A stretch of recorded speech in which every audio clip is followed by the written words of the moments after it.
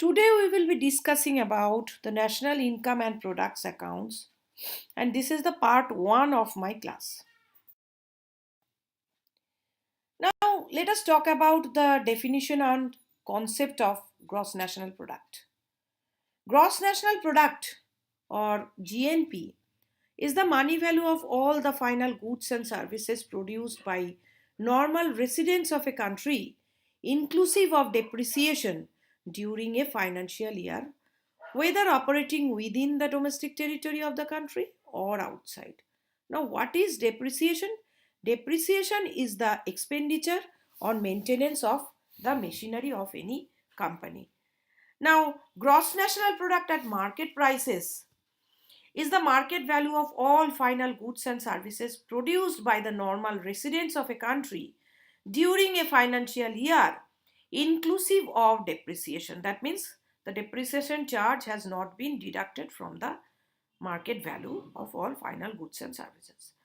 Gross national product at factor cost is the sum total of total earnings received by various factors of production in the form of wages, rent, interest, etc. by normal residents of a country in a financial year without making allowance of for depreciation. It differs from GNP-MP to the extent of net indirect taxes.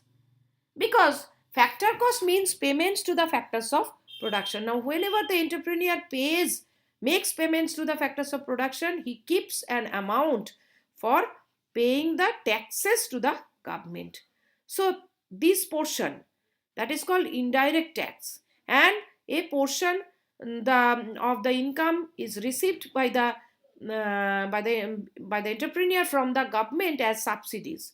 So, therefore, that adds up to the total income of the entrepreneur, which is once again paid as factor incomes to all the factors of production. So therefore net indirect taxes means total indirect taxes minus total subsidies. So this amount should be deducted from the total GNP at market price to get the total GNP at factor cost. So therefore GNP at factor cost is equal to GNP at market price minus net indirect taxes. What is the how can we measure the GNP? What is the process of measurement? At the aggregate level of an economy, the value of final goods and services is equal to the sum total of all expenditures, which is again equal to the total income of all factors of production, that is factors like land, labor, capital, entrepreneurship, etc. Now, if we assume that a country produces n number of goods and services, Q1, Q2 to Qn, with prices P1, P2 to Pn, respectively, by using all its factors of production, and the products are used in consumption, private investment, government spending, and net foreign demand, that is export minus import, during a financial year, then we have the following GNP identity. That is, GNP is identically equal to the summation of Pi into Qi, where I is equal to 1 to n, which is identically equal to C plus I plus G plus X minus M. Now, why we are talking about identity and not equality? Just because it is a post concept, that means after measuring all these concepts, we can come to the conclusion that they are equal. So therefore, this is not an equality, this is an identity. Now we come to the definition and concept of net national product. Net national product is the money value of all final goods and services produced by the normal residents of a country after making allowance of depreciation during a financial year, whether operating within the domestic territory of the country or outside. That means it is nothing but GNP minus depreciation. Now, in case of the definition of national product, it should be it should be remembered that we are talking about final goods and services produced by the normal residents of the country only, whether that resident is staying within the domestic territory of the country or he is staying outside the domestic territory of the country, that doesn't matter. We are talking about all the citizens of the country. Now, net national product at market price means the market value at the market price of all the final goods and services produced by the normal residents of the country after making allowance of depreciation during a financial year, whether operating within the domestic territory of the country or outside. That means net national product at market price is equal to gross national product at market price minus depreciation. Now, net national product at factor cost, that is national income, is the sum total of earnings received by various factors of production in the form of wage, rent, interest, etc. by normal residents of a country during a financial year after making allowance for depreciation. That means net national product at factor cost is equal to GNP at factor cost minus depreciation. We can also express it net national product at factor cost is equal to net national product at market price minus net indirect taxes. So you can see that there are various ways of expressing a single concept in case of national income accounting. Now I come to the definition and concept of gross domestic product. Now, gross domestic product is the money value of all final goods and services produced by the normal residents of the country as well as non nationals within the domestic territory of the country during a financial year. That means here we are talking about the domestic territory. That is the most important thing to be remembered whenever we are talking about any concept of domestic product. We are talking about any money value of any final good or service which is produced within the domestic territory, whether it is produced by the citizen of the country or any foreign national staying within the domestic territory of the country, that does not matter. So what is the difference between gross domestic product and gross national product? In case of gross national product, we are including the money value of final goods and services produced by our citizens who are staying abroad. And we are not including money value of final goods and services produced by any foreign national who is staying within our domestic territory. And opposite is case of the domestic product.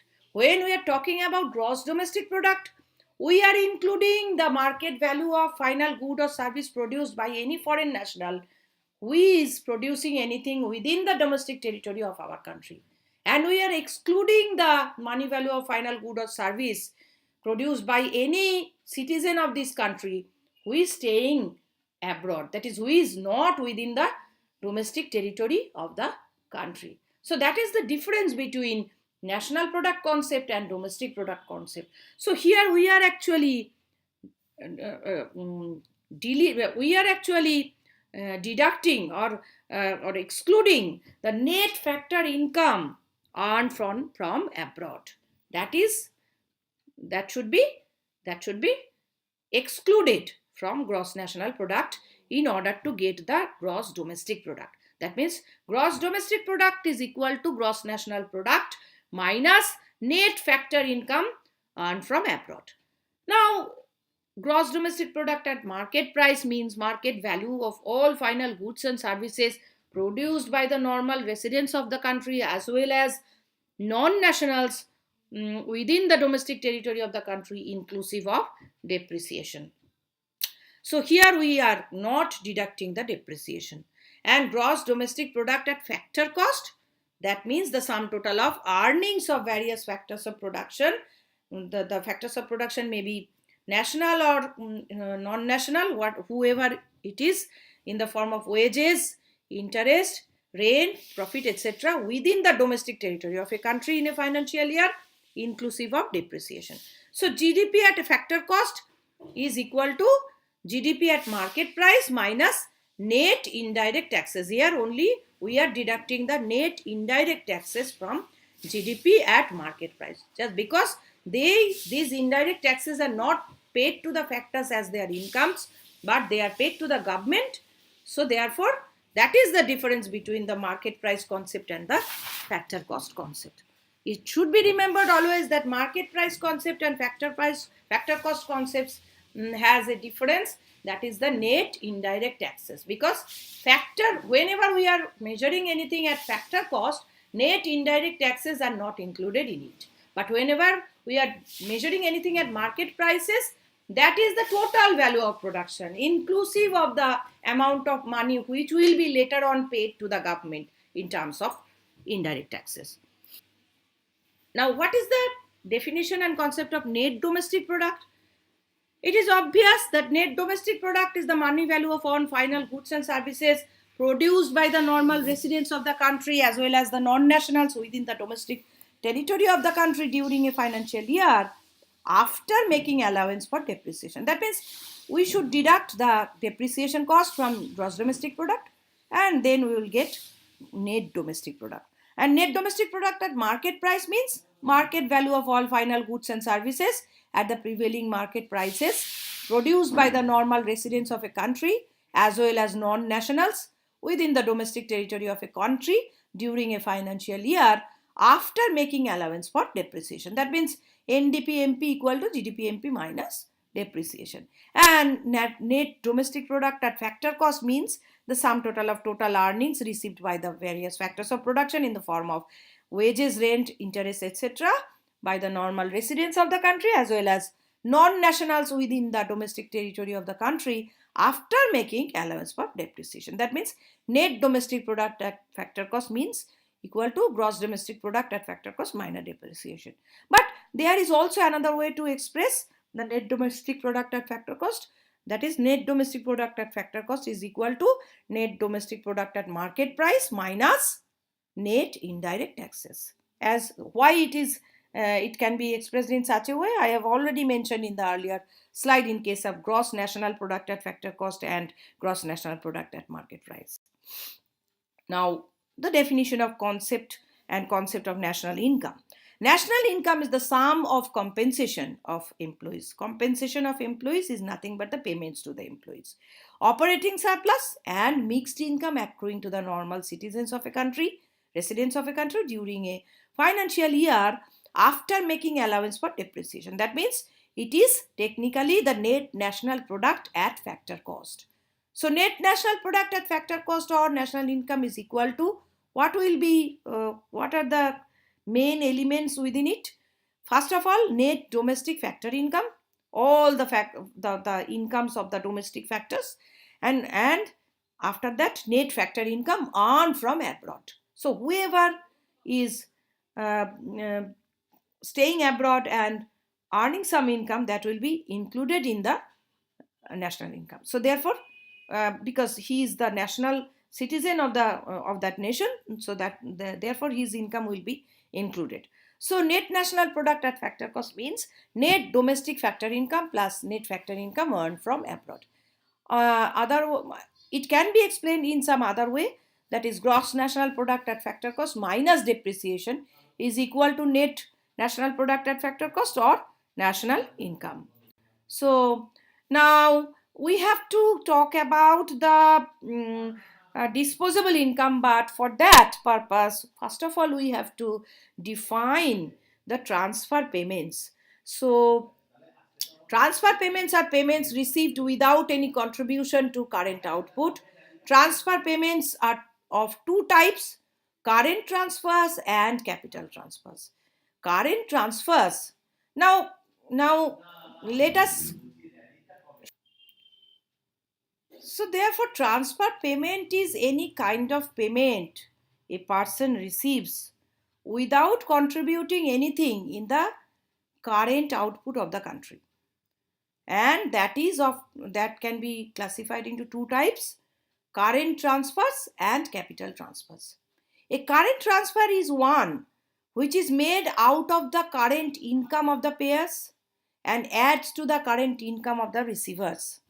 That is, as for example, old age pensions, unemployment benefits, etc. Whoever is getting the old age pension, he is not contributing anything. He is a retired person, so he is not contributing anything in the current production of the country. A capital transfer is one which is paid out of capital or wealth of the payers and adds to the capital or wealth of the receivers. as for example transfers from households or business firms to the government in the form of inheritance tax or capital gains, etc. This thing is included in the capital stock of the government and not anything in the current production. So therefore that is a capital transfer. A person may receive income not only in the form of factor income for contributing in the production process, but also in the form of transfer payments made by others to him. For example, pensions, gifts, donations, etc. On the other hand, a person may use a part of his factor income in making transfer payments to others, like giving gifts, donations, fines, taxes, etc. Therefore, net transfer payment is nothing but the transfer payments received from others minus transfer payments made to others. Now we come to the concept of disposable income. Disposable income is any income which includes the net current transfers. So just keep it in mind that we are only including the current transfers and not the capital transfers. So therefore, from this logic, national disposable income is defined as the sum total of national income at market prices and net current transfers received from the rest of the world. Now, what is net current transfers received from the rest of the world? That is current transfers received from the rest of the world minus current transfers paid to the rest of the world. So this is the net income from abroad, transfer income as the transfers. So therefore this will be included, this will be added with the gross national product at market price to get gross national disposable income. And net national disposable income therefore is equal to net national product at market price plus net current transfer received from the rest of the world. Now we would be talking about some measures of inflation. First of all, we are talking about GNP deflator. The GNP is estimated in two ways. The first way is the GNP at current prices, that is the price of the current year. It is called the nominal GNP. And the second concept is GNP at constant prices. This is called real GNP. So gross national product deflator, that is GNP deflator, is the ratio of country's nominal GNP to its real GNP expressed as a percentage. It measures the percentage increase or decrease in the price of products and services, that is inflation, by comparing current GNP to the current value of GNP to the GNP value of the GNP at base period, that is real GNP. So therefore GNP deflator is equal to nominal GNP divided by real GNP into 100. It is a well-known concept of measuring inflation in any country. And another more popular concept is GDP deflator, which is a measure of price level of all domestically produced final goods and services in an economy. It reflects the average price level within the economy, because we are talking about domestic product where the domestic territory is important, as I have already mentioned. So therefore it is commonly used by the economists and the policymakers as a measure of inflation, together with the most popular measure, that is consumer price index. So GDP deflator is the ratio of a country's nominal GDP to its real GDP expressed as a percentage. So GDP deflator is equal to nominal GDP divided by real GDP into 100. Now we talk about the most popular concept of inflation, that is consumer price index. It is a measure that examines the weighted average of prices of a basket of consumer goods and services. Now, which are included as consumer goods and services, like the prices of transportation, prices of food, prices of medical care, etc. It is calculated by taking price changes of each item in a predetermined basket of goods and averaging them. We would take price changes of all these items and then we would put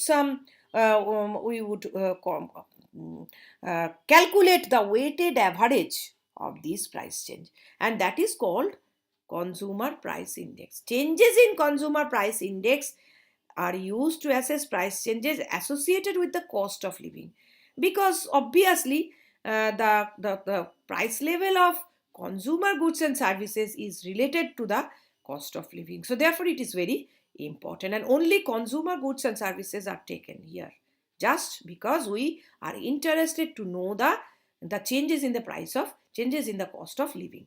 It is one of the most frequently used statistics for identifying periods of inflation or deflation in any country. Now, the another concept which is commonly taken in a country like India is called the wholesale price index. It is the price of a representative basket of goods and services at the wholesale stage. Wholesale stage.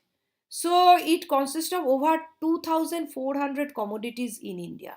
Wholesale goods means those goods which are sold in bulk and are traded between different corporations and not to the consumers.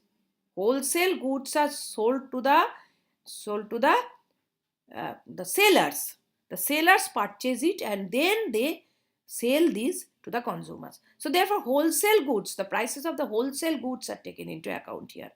WPI measures the rise and fall of individual basket of wholesale goods over time, and it is used in some economies as a measure of inflation, particularly in India, because the data of wholesale price is very easily available. It is very convenient method to measure inflation, because as you see that in case of India, prices of consumer goods and services are different in different states, and they are also different in different districts even within a state. So therefore it is very difficult to find out all the different levels of prices, particular say for a single commodity. For example, we are talking about the price of rice, or we are talking about the price of a food item like price of fruits. So they are different at different markets, as you have observed that the price differs from whether it is sold in any village market or whether it is sold in any city market, or whether it is in Kolkata, or whether it is in Delhi, or whether it is in Hyderabad. So therefore it is very complicated and tough task to find out all the different price levels for a single commodity to calculate the consumer price index. But on the other hand, wholesale prices are regularly published by the business sector. Wholesale prices are easily available. So therefore, it is very easy and convenient to calculate the wholesale price index, and which is also a good measure of inflation, because if you are talking about the inflation rate of inflation in case of wholesale price, so therefore you can find out that rate will be slightly higher in case of consumer price. So it is very convenient way to measure inflation if we calculate the wholesale price index, especially in case of the countries like India, where consumer prices, the prices of the consumer goods are very difficult to collect. So therefore some kind of approximation is obvious in case of the calculation of consumer price index, whereas the wholesale price index is more accurate in this respect.